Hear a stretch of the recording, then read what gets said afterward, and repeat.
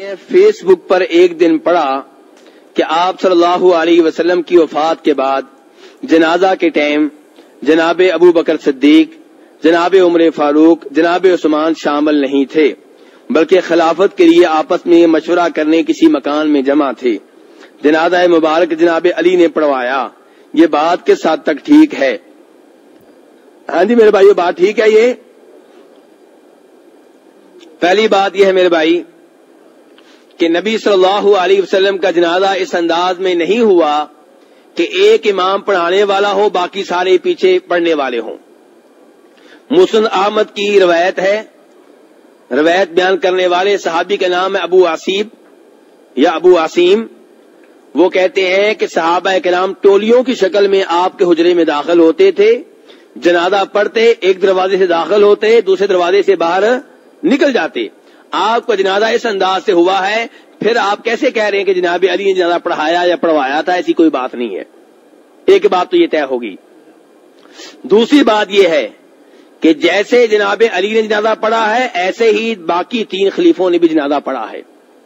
مسئلہ صرف اتنا ہے کہ جناب علی نے غسل دیا ہے، اور غسل دینے کے عمل میں تینوں خلیفہ باقی شامل نہیں ہیں۔ کیوں؟ آج بھی علماء کرام کہتے ہیں کہ میت کو غسل دینے میں سب سے زیادہ ان کو آگے ہونا چاہیے جو میت کے سب سے قریبی رشتے دار ہیں۔ آج بھی یہی مسئلہ ہے۔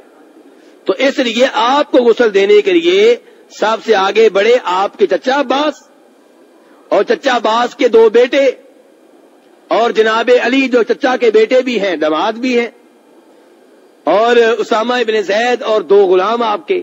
تو ان لوگوں نے غسل دیا جو آپ کے اس لحاظ سے سب سے قریبی تھے، اور کوئی مسئلہ نہیں ہے۔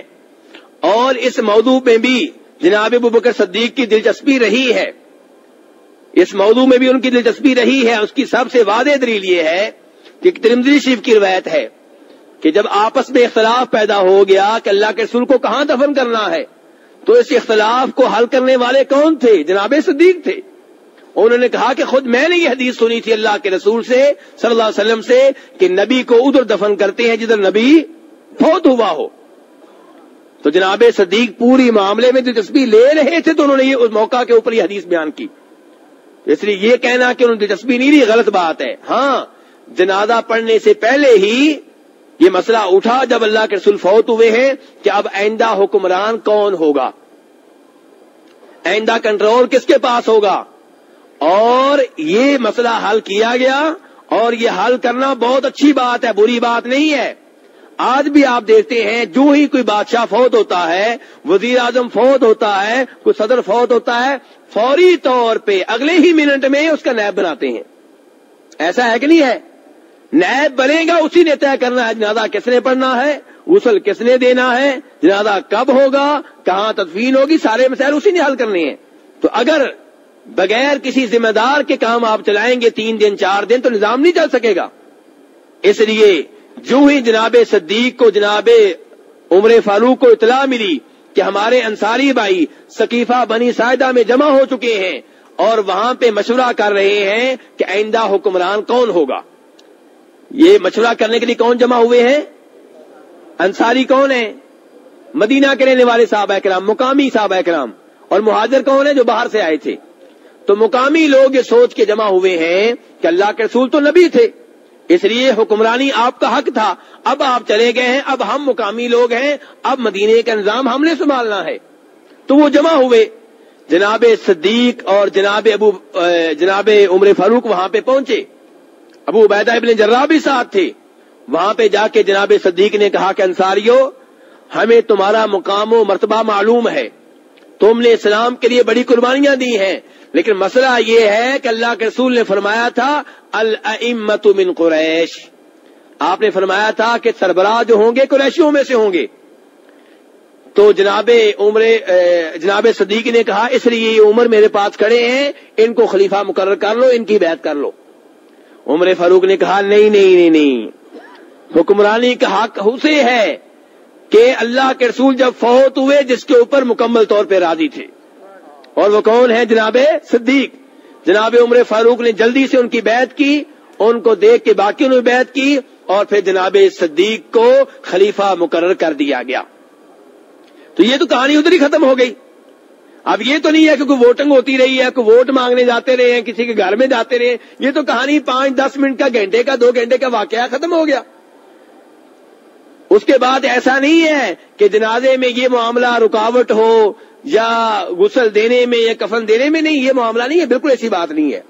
بلکہ آپ کو معلوم ہونا چاہیے کہ جب جناب صدیق کو یہ اطلاع ملی کہ اللہ کے رسول فوت ہو گئے ہیں, فوری طور پہ مدینہ آئے. پہلے باہر گئے ہوئے تھے, سیدھے جناب عائشہ کے حجرے میں آئے, آپ کے چہرہ انور سے چادر ہٹائی اور وہاں پہ بڑی پیار و محبت سے بوسہ دیا اور پھر کہا طبت بأبی انت و امی طبت حیا و میتا. اللہ کے رسول آپ پہ میرے ماں باپ قربان ہوں, آپ جب زندہ تھے سب سے بہتر تھے, فوت ہو گئے ہیں سب سے بہتر آپ ہی ہیں. تو آپ سے پیار و محبت کا اظہار کیا ہے. اور پھر جناب عمر فاروق جب یہ نہیں مان رہے تھے کہ اللہ کے رسول فوت ہو گئے ہیں, جناب عمر فاروق یہ دعویٰ کر رہے تھے کہ اللہ کے رسول فوت نہیں ہوئے, آپ اللہ تعالیٰ سے ملنے کے لیے گئے ہیں, واپس آئیں گے, ان منافقوں کی گردنیں اتاریں گے جو کہتے ہیں اللہ کے رسول فوت ہو گئے ہیں, بالکل ایسے ہی جیسے موسیٰ علیہ السلام طور پہاڑ پہ گئے تھے. تو جناب صدیق نے یہاں پہ ہمت کا مظاہرہ کیا, تحمل بردباری کا مظاہرہ کیا, عظیم قیادت کا اور لیڈرشپ کا ثبوت دیا. آج کل کے لیڈر کیا کہتے ہیں, جدھر پبلک ہو ادھر ہو جانا چاہیے, جو پبلک کہے وہی ٹھیک ہے. صدیق نے کہا نہیں, پبلک کے پیچھے نہیں, قرآن و حدیث کے پیچھے. ممبر پہ چڑھ گئے اور کہا من کان یعبد محمدا فإن محمدا قد مات ومن کان یعبد اللہ فإن اللہ حی لا یموت. کہ جو عبادت کرتا تھا جناب محمد کی صلی اللہ علیہ وسلم, تو جناب محمد فوت ہو چکے ہیں. کیا لفظ بولا ہے جناب صدیق نے؟ مات, موت کا لفظ بولا ہے. ومن کان یعبد اللہ, اور جو اللہ کی عبادت کرتا تھا, فإن اللہ حی, اللہ تعالیٰ زندہ ہے, لا یموت, اللہ کے اوپر کبھی موت نہیں آئے گی. اب یہ تھے ذاتی الفاظ جناب صدیق کے, یہ الفاظ ہیں ذاتی جناب صدیق کے, قرآن کے الفاظ نہیں ہیں. اس لیے جناب صدیق نے اس کے بعد اس کی تائید میں قرآن پاک کی آیت پڑھی, انک میت وانہم میتون افإن مات او قتل انقلبتم علی اعقابکم. وہ 2 آیتیں پڑھی جن میں آپ کے فوت ہونے کا ذکر ہے. جب یہ آیتیں جناب فاروق نے سنی زمین پہ گر گئے, کیونکہ یقین ہو گیا کہ اللہ کے رسول فوت ہو گئے. اور اسی دن اسی وقت صحابہ کرام کا اتفاق ہو گیا, اجماع ہو گیا کہ واقعی اللہ کے رسول فوت ہو گئے ہیں. امت کا اتفاق ہو گیا اس بات پہ کہ اللہ کے رسول فوت ہو گئے. پھر آپ کے جنازے کا بندوبست ہوا, آپ کے غسل کا بندوبست ہوا, آپ کے کفن کا بندوبست ہوا, آپ کی قبر بنائی گئی, یہ سارے معاملات طے پائے. تو کہنے کا مطلب یہ ہے کہ جب حکمران فوت ہو جائے اس کے بعد فوری طور پہ نیا حکمران مقرر کرنا چاہیے. یہ بہت اچھی بات ہے, یہ کوئی جرم نہیں ہے. صحابہ کرام سے بغض و عداوت کرنے والے جناب صدیق کے اس معاملے کو اچھالتے ہیں اور یہ ظاہر کرنا چاہتے ہیں شاید وہ اقتدار کے بھوکے تھے. نہیں, اقتدار کے بھوکے نہیں تھے, لیکن وہ چاہتے تھے کہ امت کا 1 منٹ بھی حکمران کے بغیر نہ گزرے, اور یہ اسلام کے سنہری اصولوں میں سے ہے. تو اس لیے میرے بھائی یہ بہت اچھا کام کیا انہوں نے, یہ تعریف والا کام ہے, اور ایسا کام نہیں ہے کہ جس کو عیب بنا کے ذکر کیا جائے.